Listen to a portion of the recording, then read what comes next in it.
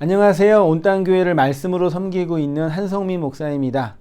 온땅교회 유튜브 채널을 시청해 주셔서 감사합니다. 설교를 들으신 후에 좋아요와 구독을 꼭 눌러주시면 감사드리겠습니다. 온땅교회 말씀 사역에 큰 도움이 됩니다. 오늘도 말씀 안에서 평안하시고 즐거운 하루 되시길 바랍니다. 감사합니다. 구독과 좋아요를 꾹꾹 눌러주세요. 감사합니다. 창세기 강의 15번째 시간으로요. 할례의 언약과 부활로 살아가는 교회라는 제목으로 그 말씀을 상고해 보도록 하겠습니다. 지난주에 할례의 의미가 그 성경에는 표피가 아니라 포피거든요. 한글로도요. 포피를 베어라 라고 그 말씀을 했잖아요. 그때 포피가 오르라 바사르 그 다음에 물이라는 히브리어로 되어 있다 그랬잖아요. 오르라는 높아진 상태 혹은 잘려지지 않는 그 상태를 의미한다고 하였고, 피는 뭐라 그랬어요? 그냥 바사르라고 해서 그냥 육체예요. 그러니까 인간의 육체가 잘려지지 않는 상태가 포피예요. 그거를 베는 게 뭐라고요? 할례니까 단순히 남성의 성기의 껍질을 자르는 것 정도가 아니라, 물론 그렇게 행하는 거지만 그 내용 안에는 인간의 높아진 마음, 잘려지지 않는 인간의 육의 마음을 자르는 것이 뭐라고요? 그거를 할례라고 말을 했죠. 그래서 이미 창세기에서부터 하나님이 아브라함에게 할례를 하라고 할 때 그 할례는 육의 할례지만, 육의 할례는 이미 영의 할례, 소위 말해 마음의 할례를 담고 있는 종교적 예식과 의식이라고 했습니다. 근데 슬프게도 교회의 역사, 유대인의 역사 속에서는 이 할례를 단순히 육의 할례로만 봐서 할례를 했네 안 했네 가지고 싸운 거고, 할례를 받지 않는 자들은 하나님의 은혜에서 소외된 이방인이라고 해서 유대인들이 배척한 거죠. 신약 성경에 와서는 이 할례 때문에 교회가 뭐해요? 신학적으로 싸워요. 그리고 살 놈이네 죽일 놈이네 하면서 너는 왜 안 했네 했네 그러고, 그렇게 있다가 나중에 예수님이 오셔가지고 할례를 하라 그랬어요? 하지 말라 그랬어요? 예수님은 할례를 하라 하지 말라는 얘기를 안 했는데, 자연스럽게 성령 받은 신약 교회가 이 할례는 할 필요가 없다라는 결론에 이르게 된 거예요. 근데 초창기의 기독교인들은 대부분 다 누구예요? 할례를 받은 유대인들이었단 말이에요. 나 할례를 받았는데 새로운 공동체에 들어왔는데 거기에서는 할례 받은 게 별로 의의가 될 게 아니니까 거기서 신학적인 문제가 생긴 거죠. 그러니까 자연스럽게 교회가 신학이 발전하면서 시간이 지나면서 이 할례는 유대인의 종교적 뭐가 된 거예요? 관습이 된 거죠. 지금은 할례 하고 안 하고 가지고 구원을 받네 안 받네 싸우는 사람이 있어요? 없죠. 만약 그걸로 막 싸우면 말도 안 된다 그럴 거 아니에요. 근데 2000년 전에는 그거 가지고 산에 주긴 했단 말이에요. 근데 슬프게도 이 할례를 개신교가 다른 것으로 차용했는데, 그게 뭐예요? 그게 이제 세례예요. 그래서 지금도 세례를 받네 안 받네 가지고 뭐라 하지 않나요? 뭐라 하는 부분도 있죠. 그렇죠. 세례를 이렇게 장로교에서 이렇게 성부와 성자와 성령으로 이렇게 주는 것은 성경적이지 않으니까 어디에 빠져야 돼요? 물에 들어가는 그 침례도 나온 거잖아요. 이건 이제 잠깐 공부하면서 그런 기독교의 종교 외식과 의식이 신학과 생명의 본질을 담지 못했을 때 갖고 있는 역사적인 폐단, 그 모습을 한번 살펴보게 됐거든요. 이렇게 제가 썼습니다. 일단은요.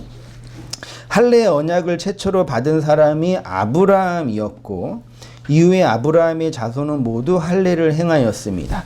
아브라함과 그의 집안 사람들은 신분 고하를 막론하고 여호와의 신앙 안에 거하는 모든 남자들은 생후 8일째 되던 날에 다 할례 의식을 행하게 되었지요.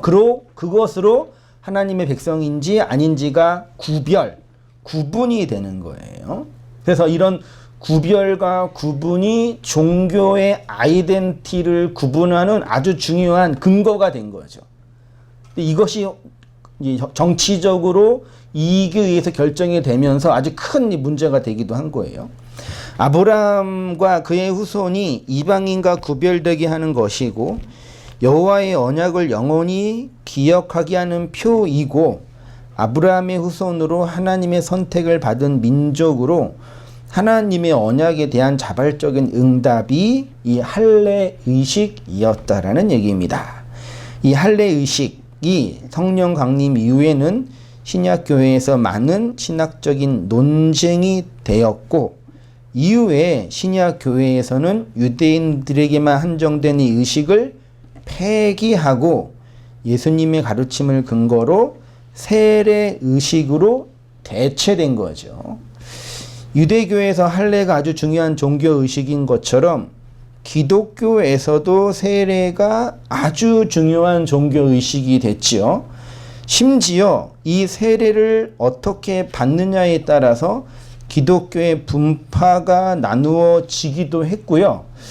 중세교회 사나 종교개혁사를 보면 정통교단에서 이단으로 정죄받았던 파 중에 제세례파라는 종교 분파가 있었어요. 이 사람들은 어떤 사람이냐면은 가톨릭이나 칼빈이 유아 세례를 주장을 했는데 유아 세례 성경에 있어요? 없잖아요. 물론 같이 받았던 집안이 있으니까 있는데 이 제세례파는 유아기 때 세례를 받은 건 본인의 의지로 받은 게 아니니까 그거는 무효하다. 그래서 성인이 되면은 다시 세례를 줘야 한다라고 주장을 한 거예요. 어때요? 이 주장에 대해서요? 저는 유아 세례파라기보다는 제세례파에 가깝거든요. 자기의 믿음에 따라서 결정하는 거니까요. 근데 지금은 내가 제세례파다 그러면은 좀 신학적으로 좀 특별한 이렇게 주장을 할 정도인데 500년 전에 칼빈 시대, 루터 시대 제세례파라 그러면 어떻게 되는 거예요? 그냥 그걸로 죽였다니까요. 그걸 보면서 전 정말 충격이었어요. 그 카톨릭의 종교를 개혁하기 위해서 나온 개혁신학이 제세례파를 주장하는 또 다른 분파, 너는 유아세례를 부정하니까 죽인 거죠. 그러면 이제 이렇게 질문이 되잖아요. 정말 그 정통교단에서 제세례파들을 제세례파라는 신학을 믿었기 때문에 죽였을까요? 저는 그렇게 당연히 생각했거든요. 근데 사람은 겉으로 드러나는 종교의식과 종교 분파보다 속에 어떠한 이익에 의해서 결정되느냐가 중요하거든요. 그러니까 칼빈 시대 때는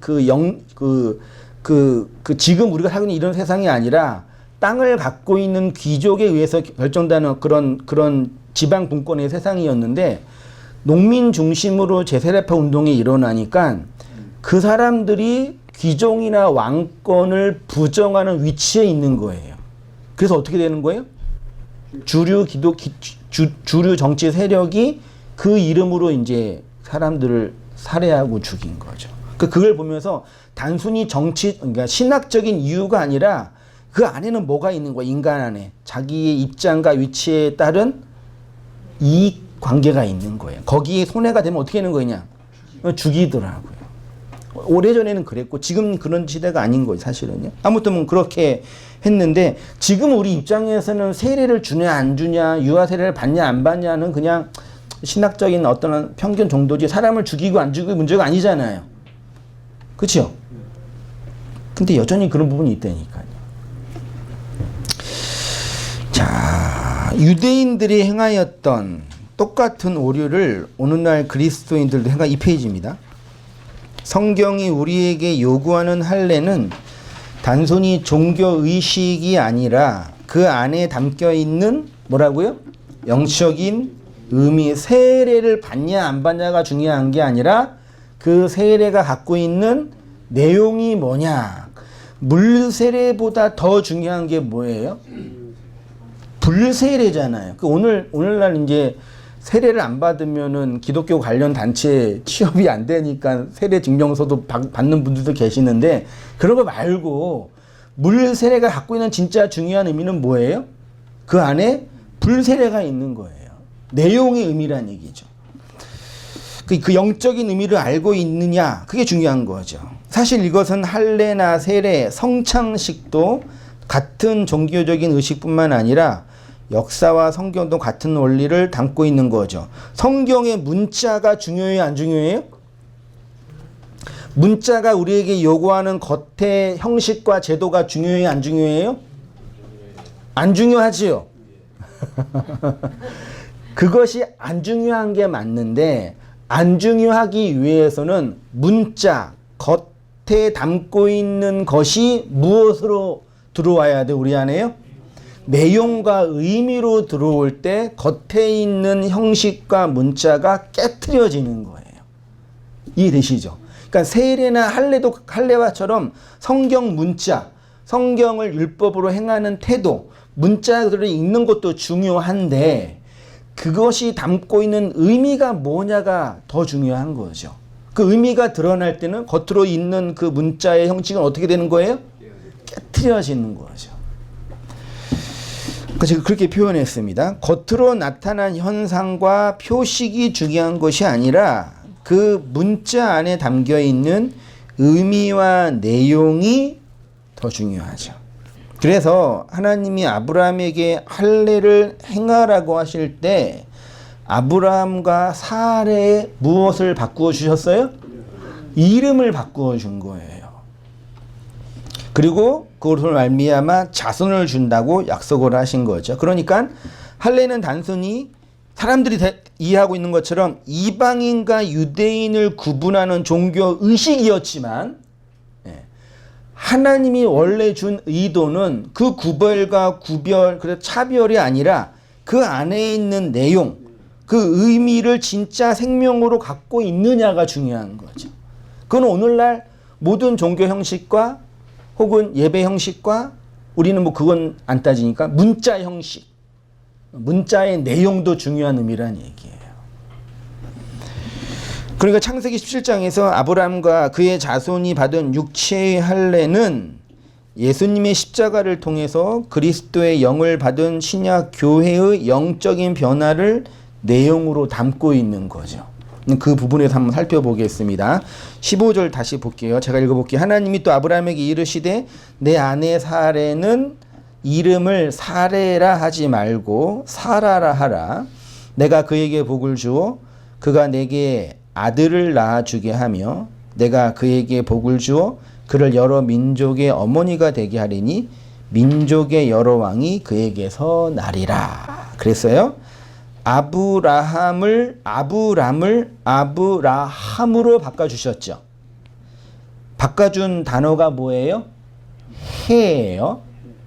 해가 무슨 의미를 담고 있다 그랬어요?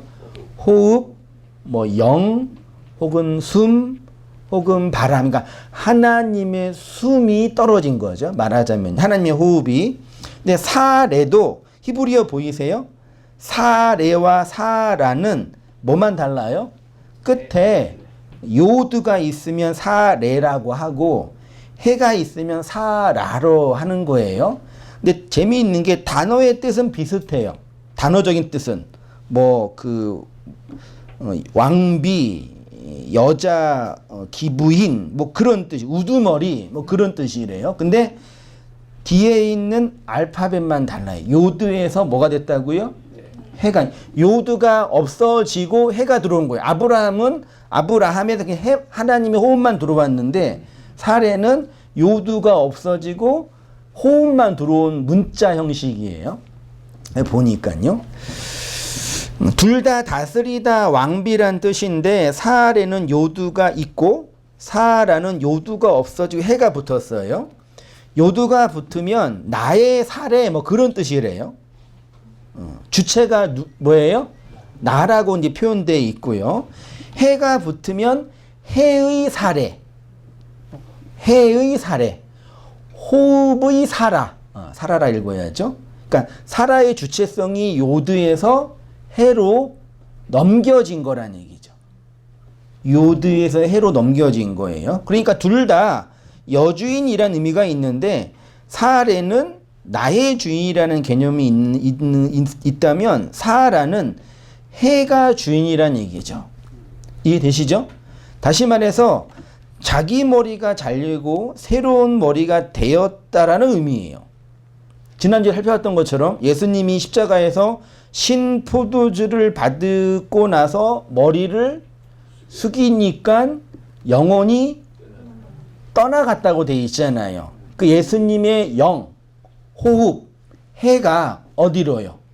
교회로 넘겨지니까 생명을 낳지 못했던 마리아와 같은 교회가 예수님의 머리를 넘겨받아서 십자가 아래서 요한이라는 생명을 낳는 진정한 교회가 된 것처럼 오늘 본문에서도 하나님이 아브라함과 사레의 이름을, 그 이름은 사실 뭐라 그랬어요? 이름 자체는 말씀이라 그랬잖아요. 그 이름을 부여해 주는 자의 주체권이 있다 그랬잖아요. 아브라함과 사레의 이름을 바꿔줬다는 얘기는 아브라함과 사레에게 하나님의 말씀을 새롭게 건네주었다는 얘기죠. 이 땅에 있는 육의 이름이 삭제되고 하나님이 건네주는 새로운 이름이 부어진 거죠. 그게 아브라함이고 사레가 된 건데 그 내용에 하나님의 호흡, 영이 주어진 거니까 정확하게 십자가상에서 예수님의 머리가 교회에 넘겨진 그 사건을 설명하고 있는 그림인 거죠. 이해되셨죠? 네. 지금 사라에게 이러한 복음적인 사건이 일어난 거예요.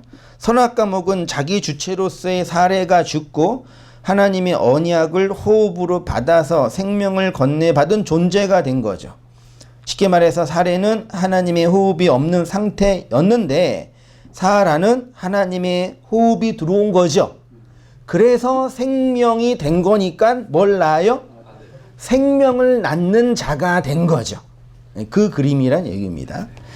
17절에 아브라함이 엎드려, 그렇게 이제 하나님 말씀하시니까 아브라함이 엎드려 웃으며 속으로 이르되 100세 된 사람이, 아직 100세는 안 됐어요, 어찌 자식을 낳을까? 사라는 99세니 어찌 출산하리요 하고 아브라함이 이에 하나님께 아뢰되 이스마엘이나 하나님 앞에 살기를 원하나이다.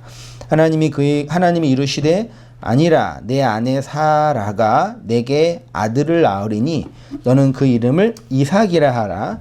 내가 그와 내 언약을 세우리니 그의 후손에게 영원한 언약이 되리라.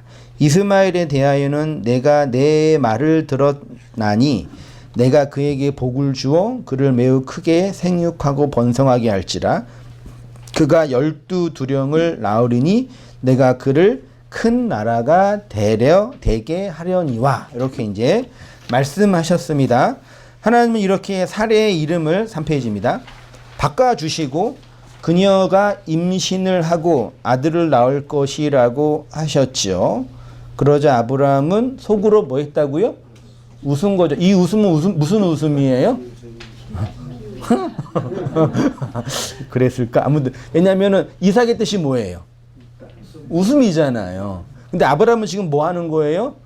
즐겁게 웃는 게 아니라 속으로 지금까지 하나님이 인도해 주신 거는 주신 것 같아. 그렇죠? 인도해 주셨잖아요. 적절하게 재물도 주시고 어려움 속에서 극복돼 하나님 살아계신 것 같아. 맞아요. 근데 자식을 준다고 하니까 속으로 비웃은 거죠. 근데 아브라함의 그 비웃음이 이삭을 통해서 뭐가 된 거예요? 진정한 웃음이 된 거죠. 그 사실 언어의 유희인 것 같아요. 그 이야기를 하고 이제 이스마엘에게도 똑같이 12두령의 이제 아비가 될 거라고 하면서 많은 자손을 줄 거라고 말씀을 하는 내용입니다. 21절, 22절 보면 같이 한번 읽어보겠습니다. 시작. 내 언약을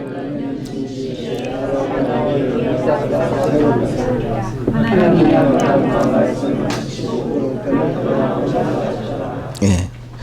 이 말씀을 다 마치시고 그를 떠나 뭐 하셨대요? 어디로 가셨어요? 하늘에서 내려오셔서 말씀을 다 하고 나서 하늘로 올라가신 거죠? 문자로 보면 그렇잖아요. 뭘 아니에요. 한글로 되어 있잖아요. 그렇게요. 그래서 대부분 다 그렇게 생각하죠. 오셔가지고 말 다 하고 하나님 뿅 가셨다 이렇게 느껴지죠. 자, 여기 하나님이 말씀한 건 다바르로 말씀한 거죠. 하나님이 다바르로 했으니까 아브라함은 아마르로 내용으로 깨달아서 된 거고, 그렇게 되니까 하나님이 아브라함과 말씀을 마치고 그를 떠나서 올라갔다. 말씀을 마치다가 히브리어로 칼라라는 동사래요. 근데 이게 뜻이 완성하다, 성취하다, 끝내다, 마치다, 마치 헬라어의 텔로스와 비슷한 의미의 뉘앙스 같아요. 예수님이 십자가에서 테텔레스 타이 텔로스라고 외쳤잖아요. 율법을 완전하게 하는 게 텔로네스라 그랬잖아요. 그것과 비슷한 의미에서 그렇고 창세기 2장 1절에 하나님이 천지와 만물을 다 뭐 했어요? 다 이루었다 그랬죠. 다 이룬 게 오늘 이 단어 칼라예요. 그리고 이럴 때 마치니 요것도 칼라예요. 그러니까 여호와 하나님의 말씀이 아브라함 안에서 다 이루어진 거죠. 완성된 거죠. 그 의미가 칼라라는 단어죠. 그러니까 아브라함과 말씀을 마치고, 하나님이 아브라함과 말씀을 마쳤다는 얘기는 이제 대화가 끝났다는 그 물리적 시간이기도 하지만, 이 말을 통해서 아브라함이 하나님이 의도했던 무엇이, 은혜의 내용이 완성이 됐다라는 얘기죠. 이제 됐다라는 얘기죠. 칼라라는 단어가. 그렇게 되니까 하나님이 아브라함을 떠났대요. 이 떠나다가 알이라는 전치사인데 뭐뭐에 넘어서도 되지만 어디 곁에 어디 쪽으로예요. 아브라함을 떠나서 올라갔다가 알라라는 단어인데 그냥 올라가다 뭐 그런 뜻이 됩니다. 이 말씀을 보면서, 그러니까 그렇게 되자 하나님이 아브라함을 떠나서 올라가셨죠. 7의 언약으로 완성이 되어 8의 부활로 들어간 거죠. 뒤에 설명할게요. 그러면 하나님이 어디로 올라가셨냐? 어디로 가셨어요? 결론적으로 말하면 아브라함 속으로 가신 거죠. 그러니까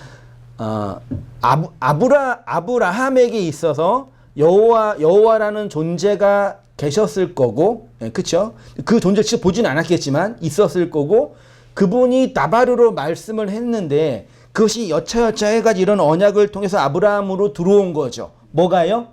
말씀이 들어온 거예요. 근데 말씀이 들어온 게 다른 의미로는 뭐예요? 하나님이 임하신 거죠.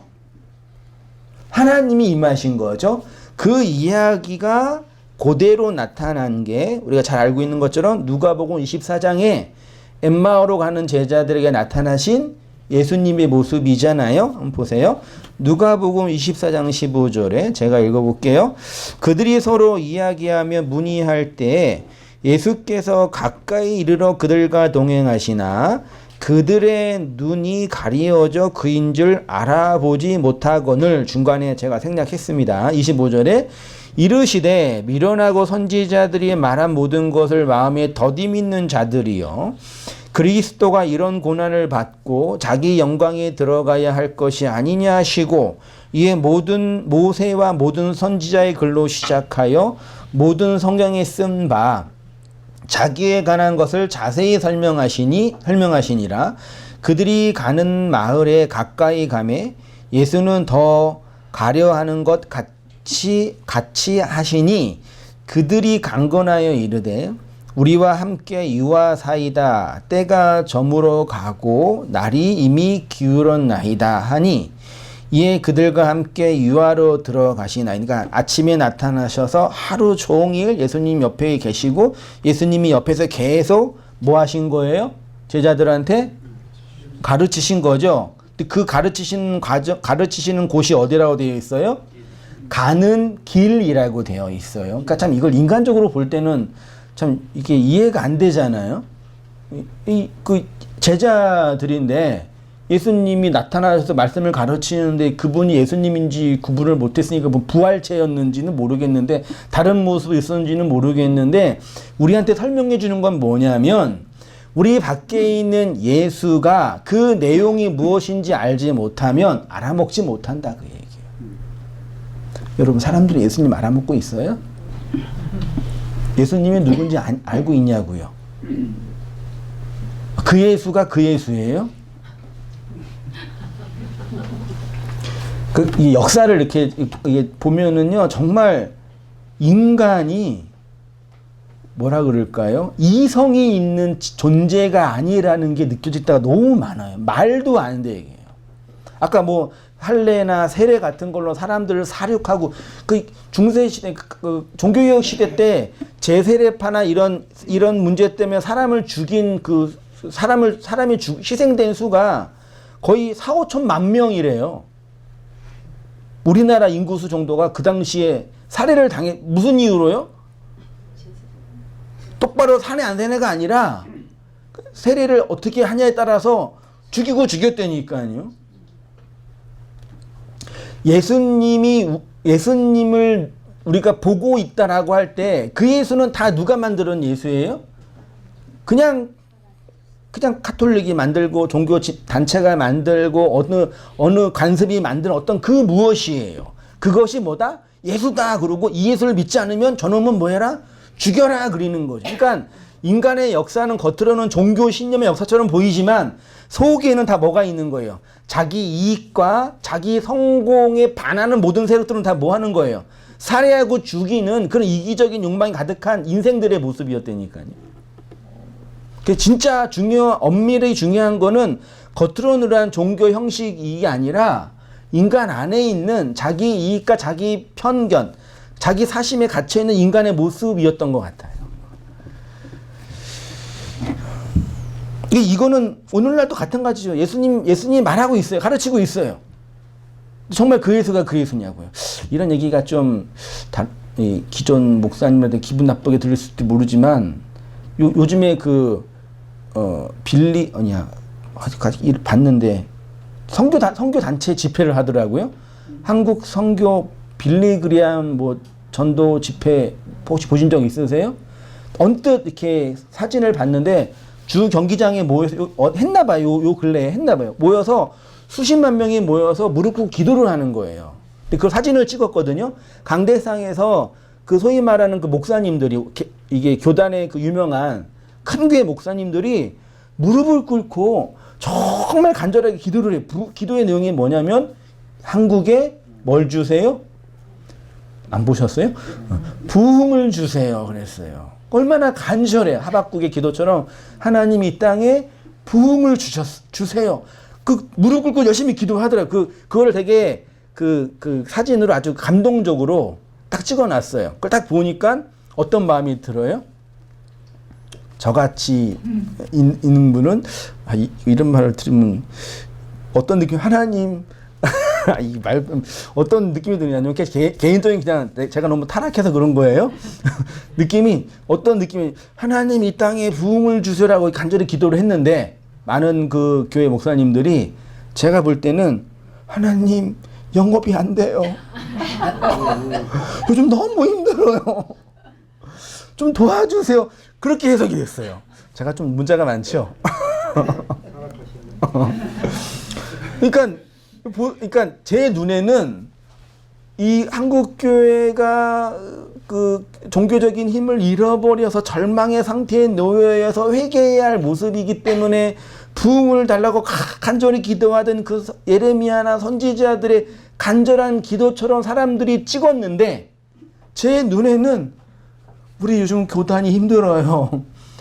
좀 어떻게 해주세요라고 이렇게 해석이 되더라고요. 여러분 어떻게 생각하세요? 제가 맞아요? 그분들이 맞아요? 저는 이렇게 요구하지는 않을게요. 제가 마음이 좀 이렇게 별로 안 좋아서 그래요. 제가 좀 불편해서 그래요. 예수가 옆에 있는데 가르치는데 모르는 거예요. 그들 안으로 말씀하시는 하나님의 일하심이 어떤 건지 모르는. 만약에 그렇게 기도하는 가서 오늘 저처럼 얘기하면 제가 어떤 사람이 돼요? 완전히 2단 3단의 문제가 아니지 재수없는 인간이 되는 거잖아요. 정말 우리가 하나님의 이름과 복음의 영광을 위해서 나 하나 희생하겠다라고 다짐을 해도, 그렇게 진짜 신념이 있어도요, 우리 안에는 썩어 빠진 자기 이익의 욕망을 따라 살아가는 그 아가 있다니까요. 그러니까 칼빈이나 루터나 이런 개신교에서 위대하다고 믿던 사람들이 수많은 사람들을 그렇게 죽이라고 허용한 거예요. 그 끔찍하지 않아요? 그 자기의 신념이고 분명한 주님의 말씀이라고 믿었는데 그것도 아니란 얘기죠.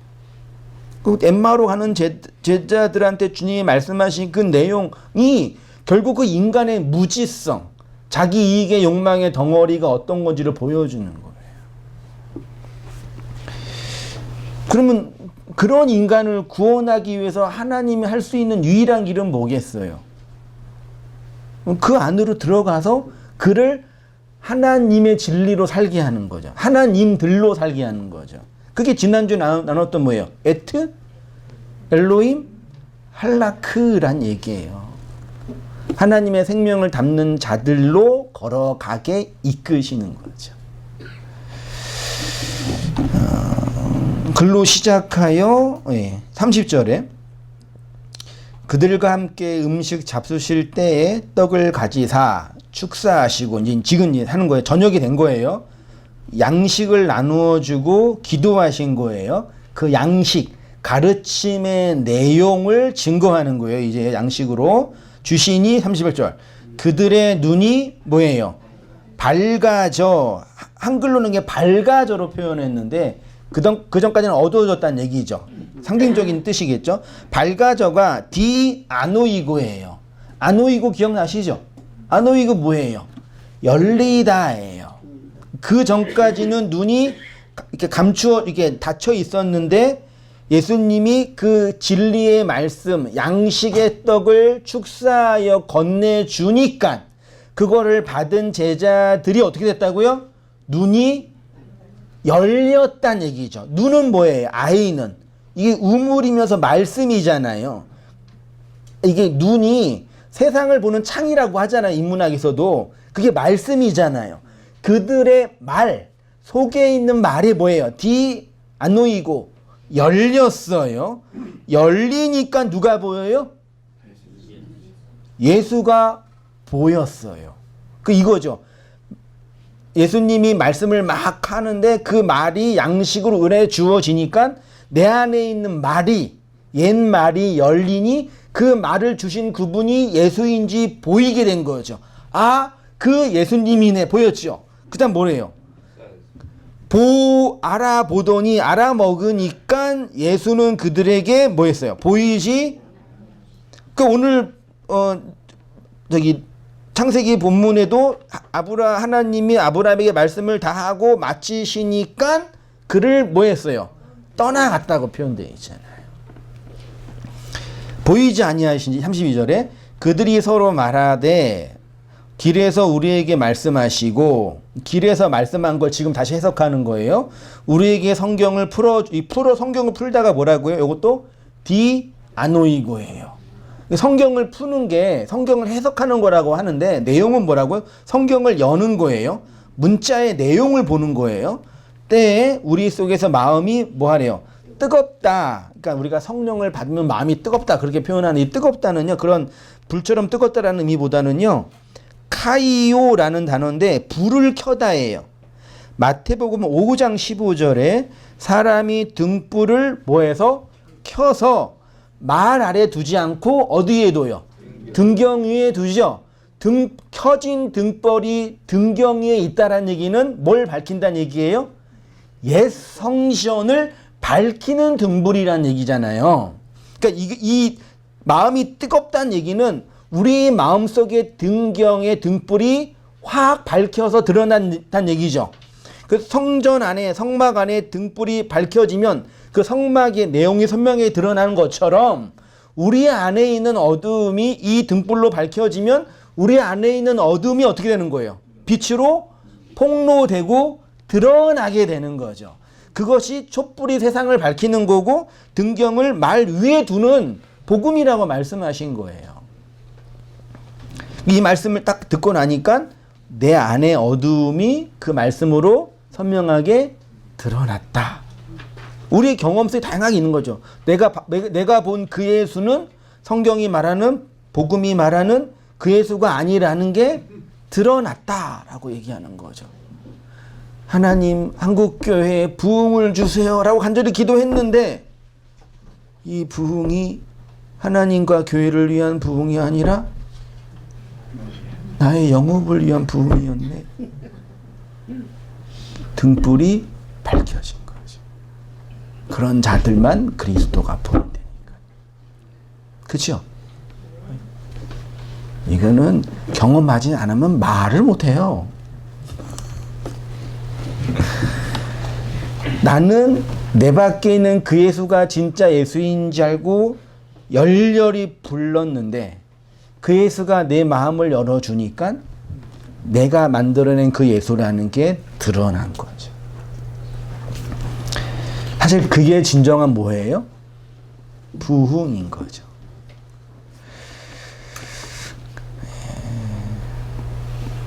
그 얘기를 제가 썼습니다. 읽어볼게요. 예수님이 구약에 기록된 자기에 관한 말씀을 자세히 가르치시고 축사하시며 떡을 주시니까 제자들의 눈이 밝아져 그인 줄 알아보게 되었습니다. 그렇게 깨달아지니까 그들의 눈에 보이지 아니하게 되었다라고 합니다. 깨달아지는 경험이 눈이 열려지는 경험입니다.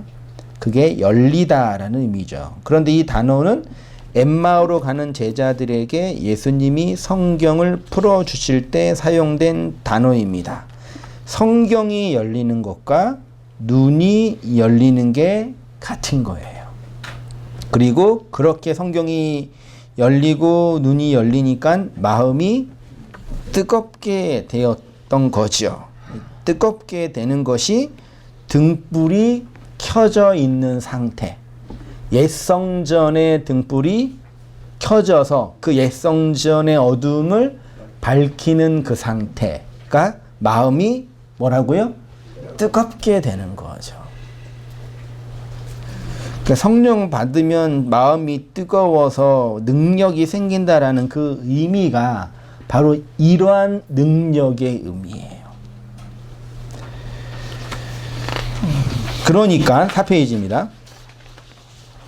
성경이 열리면 마음의 눈이 열리고 눈이 열리면 마음이 진리를 담은 등불이 되어서 등경 위 곧 옛 성전을 밝히는 등불이 되는 것입니다. 그게 성전 안에 있는 7 등불이 완성이 되는 거죠. 하나님이 창세기의 창조를 며칠 동안 완성하셨어요? 7날로 완성했잖아요. 계시록에서는 그 등불이 며칠로 몇 번으로 꺼졌어요? 7으로 등불이 꺼졌잖아요. 창세기는 등불이 켜지는 창조의 이야기이고 계시록은 등불이 꺼지는 역창조의 이야기라 그랬잖아요. 그 7 등불의 완성이죠. 뒤에 제 소리 잘 들려요? 왜 이렇게 소리가 느낌이 내가 말한 소리를 제가 못 들으니까 소리만 점점 커지는 것 같아가지고 되게 불편해가지고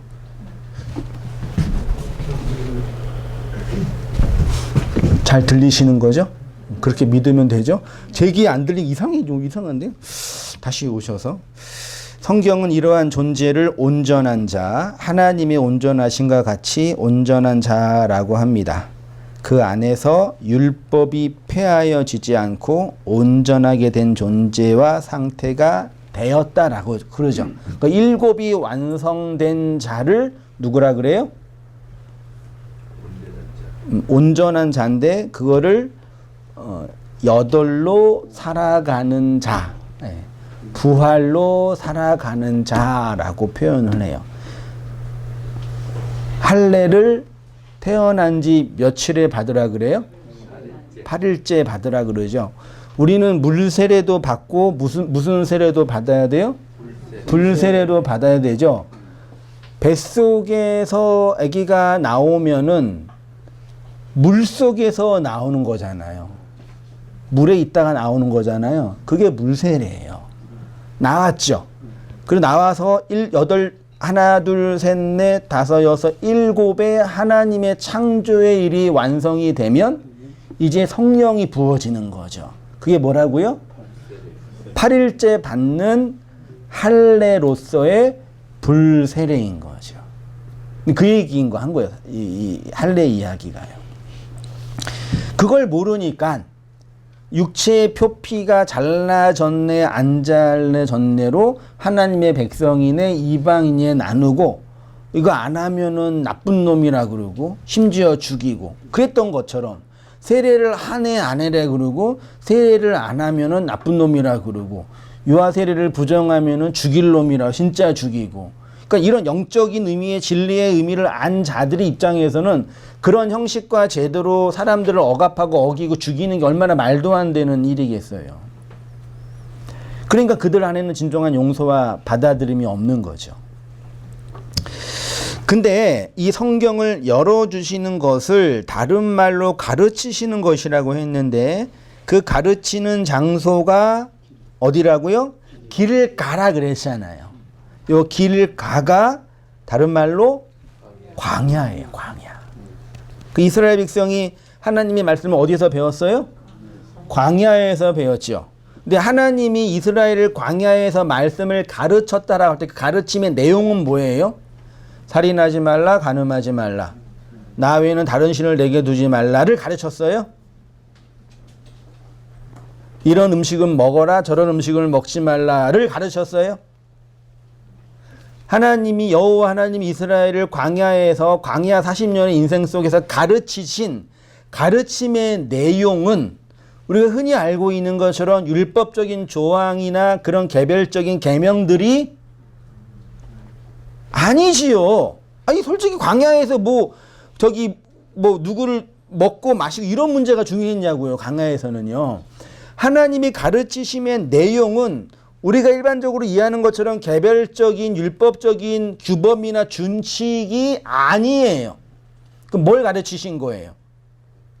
한마디로 말하면 광야 인생 길에서 이스라엘 백성에게 가르친 게 뭐예요? 순종. 네, 좋은 말입니다. 네. 너희는 죽고 다시 태어나야 된다를 뭐 한 거예요? 가르친 거예요. 어려우셔요? 개별적인 율법의 조항을 조목조목 가르친 게 아니라 너희 1세대는 반드시 죽어야 되고 그 살아난 2세대가 가나안 땅에 들어가는 거야를 뭐 한 거예요? 광야에서 가르친 거라고요. 다른 뭐 가르칠 게 뭐가 있어요? 그러니까 하나님 우리를 가르친다라고 할 때 그 가르침은 야 성민아 이렇게 살아야지 너 인생에 성공하는 거야. 이렇게 살면은 네 다른 사람한테 존경 얻을 수 있어. 이렇게 사는 게 개척교회 목사의 성경의 플랜이야. 그런 걸 가르치겠냐고요 하나님이 저한테요. 그래요? 여러분에게 야 이렇게 살아야지 인생에 성공한 거야. 이게 좋은 하나님 그런 걸 가르치시냐고요. 뭘 배우려고 오시는 거예요?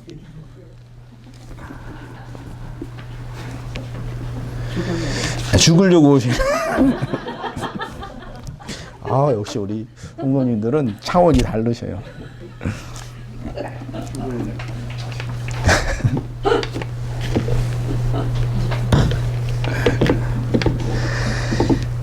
그 광야의 길입니다.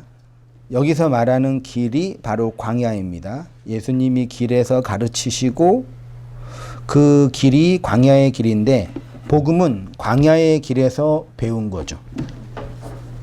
하나 둘 이상하다. 마이크를 안 들렸잖아요. 그게 들린다고 그러네요. 이 마이크 이상하네요.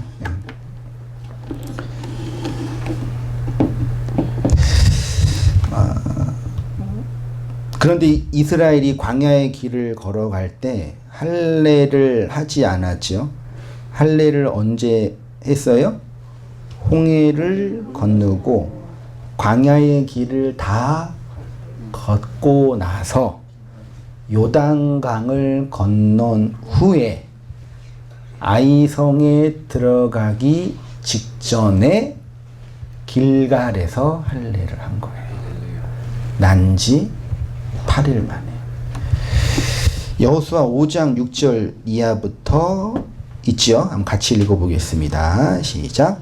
이스라엘 자손들이 여호와의 음성을 청종하지 아니하므로 여호와께서 그들에 대하여 맹세하사 그들의 조상들에게 맹세하여 우리에게 주리라 하신 땅 곧 젖과 꿀이 흐르는 땅을 그들이 보지 못하게 하리라 하시매 애굽에서 나온 족속 군사들이 다 멸절하기까지 40년 동안 광야에서 헤매었더니 그들의 대를 잇게 하시니 자손에게 여호수아가 할례를 행하였으니 길에서는 그들에게 할례를 행하지 못하였으므로 할례 없는 자가 되었음이었더라.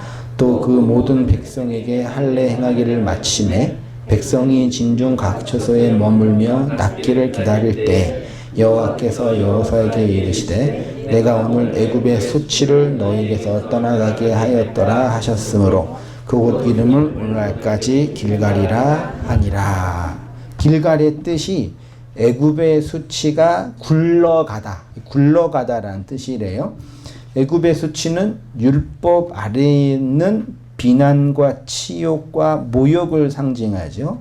그래서 애굽에서 나온 1세대는 다 죽은 거예요. 그것을 뭐 한 거라고요? 가르치신 거예요.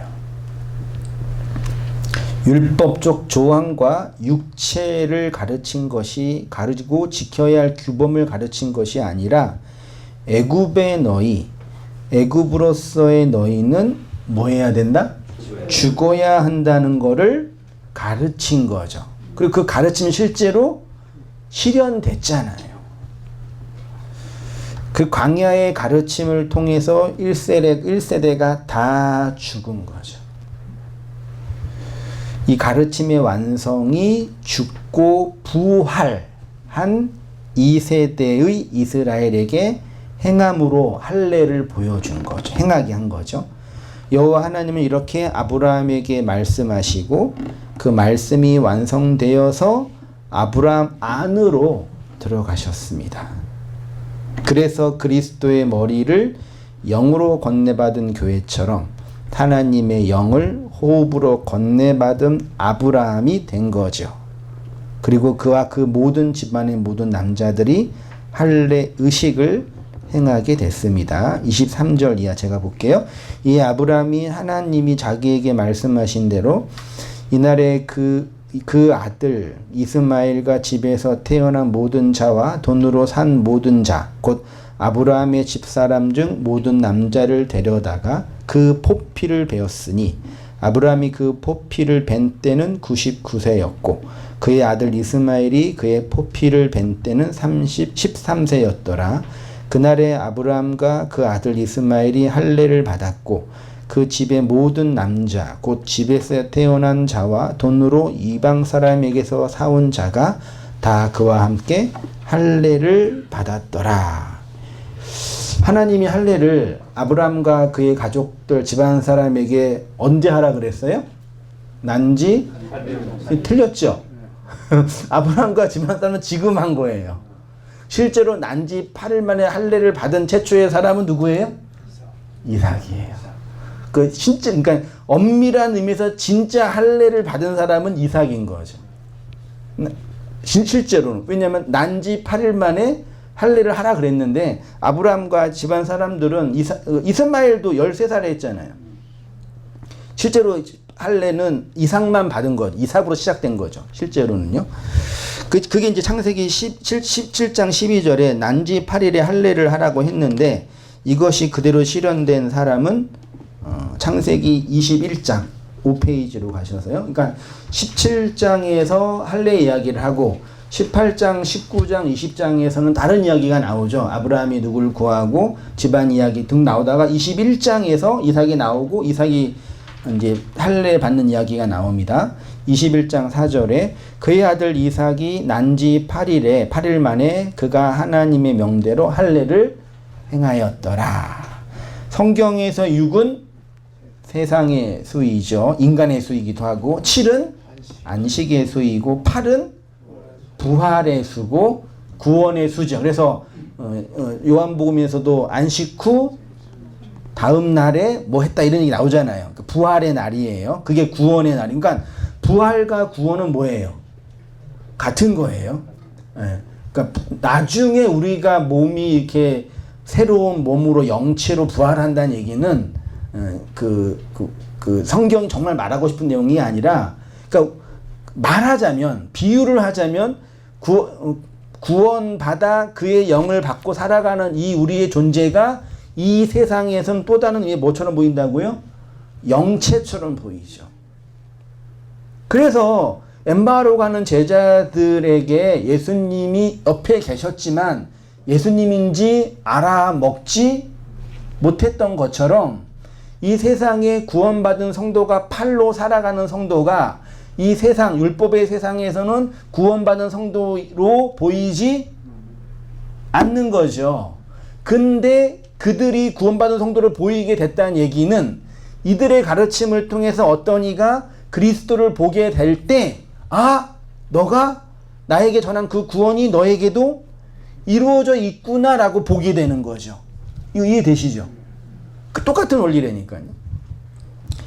8은 구원의 수예요. 부활의 수입니다. 하나님은 안식을 7, 쉐바로 설명했죠.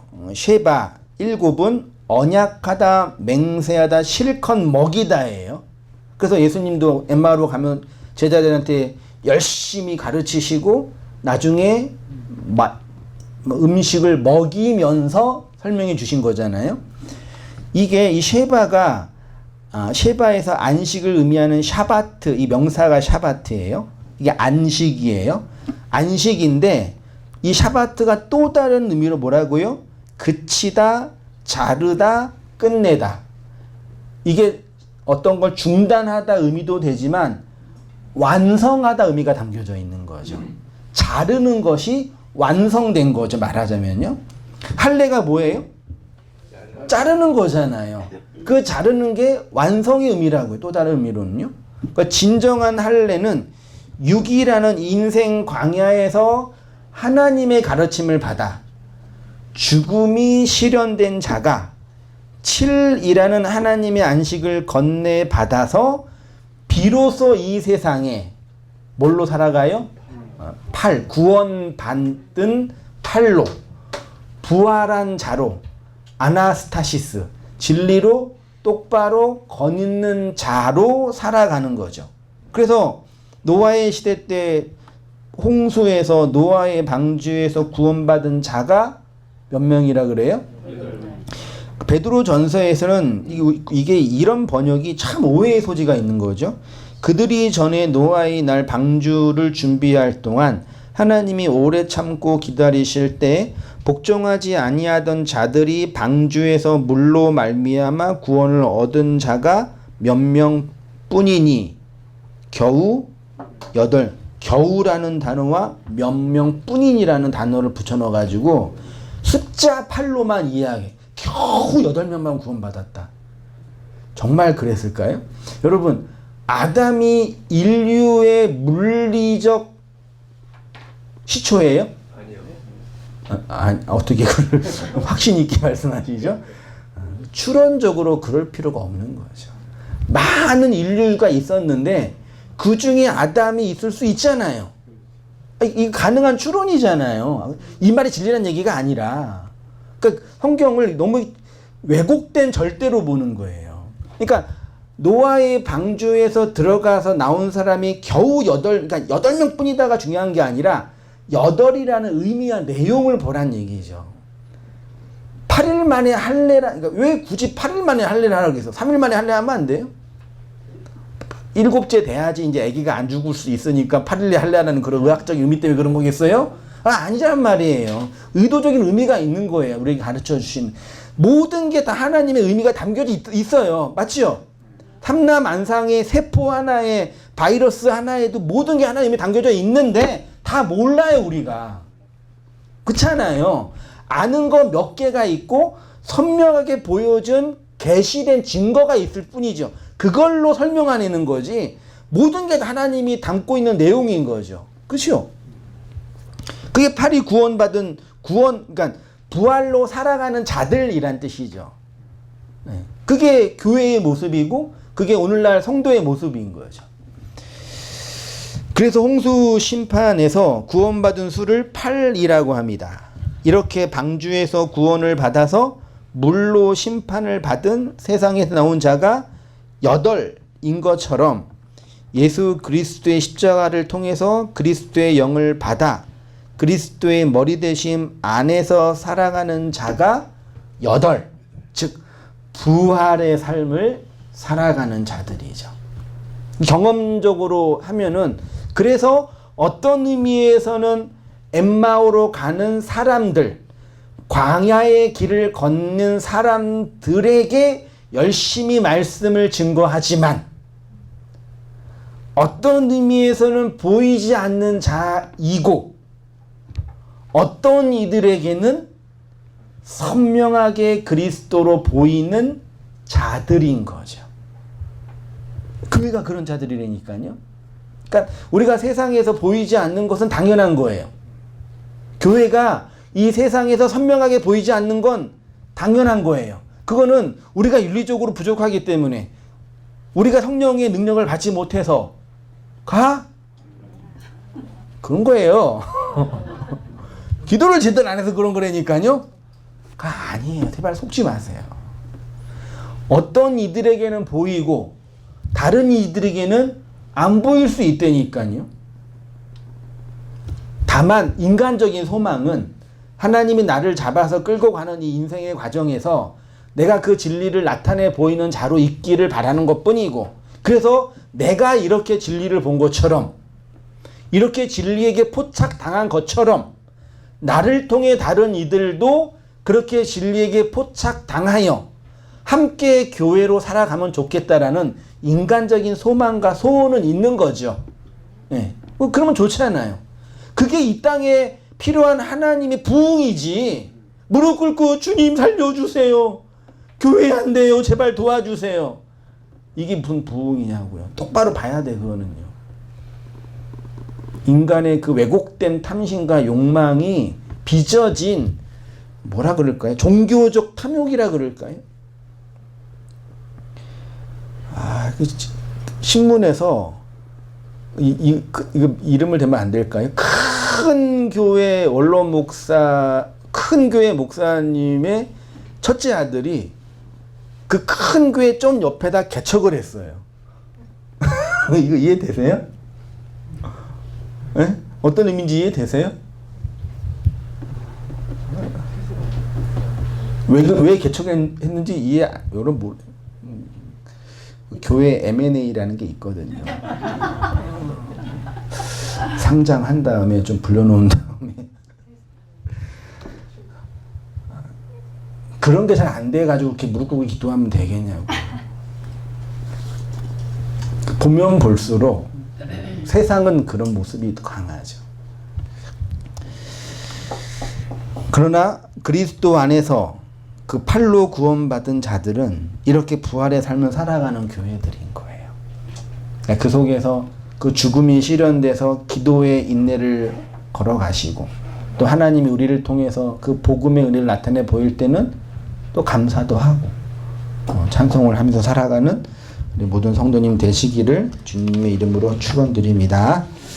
기도하겠습니다. 하나님 아버지, 우리에게 이 언약의 말씀을, 생명의 말씀을, 그 진리의 말씀을, 할례의 언약을 말씀으로 선명하게 보여주시고 나타내 보여주시어서 감사합니다.